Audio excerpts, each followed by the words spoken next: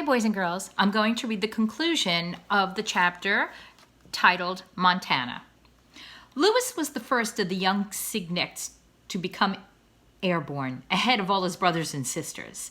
The minute his feet lifted clear of the water, he knew he could fly. It was a tremendous relief as well as a splendid feeling. Boy, he said to himself, I never knew flying could be such fun. This is great. This is sensational. This is superb. I feel exalted and I'm not dizzy. I'll be able to get to Montana with the rest of the family.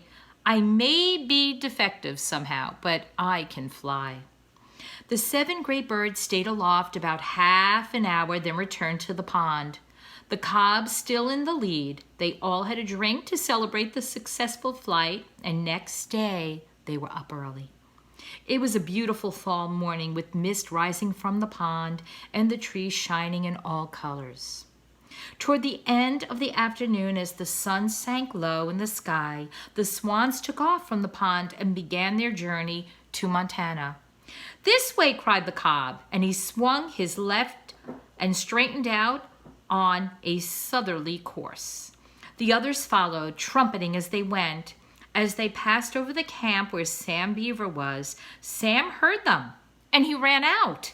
He stood watching as they grew smaller and smaller and smaller in the sky, and finally disappeared into the distance. What was it? Asked the father when Sam returned indoors. Swans, replied Sam. They're headed south. Oh, well, we better do the same thing, said Mr. Beaver. I think Shorty will be here tomorrow to take us out. Mr. Beaver lay down on his bunk. What kind of swans were they? He asked Sam. Trumpeters, said Sam. That's funny, said Mr. Beaver. I thought trumpeter swans had quit migrating. I thought they spent the whole year on red rock lakes where they are protected. Most of them do, replied Sam, but not all of them. It was bedtime. Sam got out his diary, and this is what he wrote.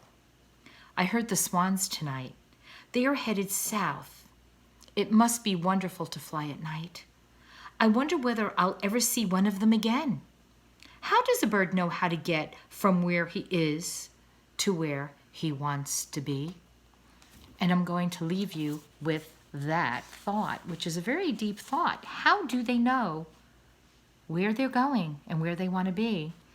The next chapter is called School Days. And in this chapter, you are going to be very, very surprised. So I'm looking forward to reading it to you soon. Okay, for now, boys and girls, bye-bye.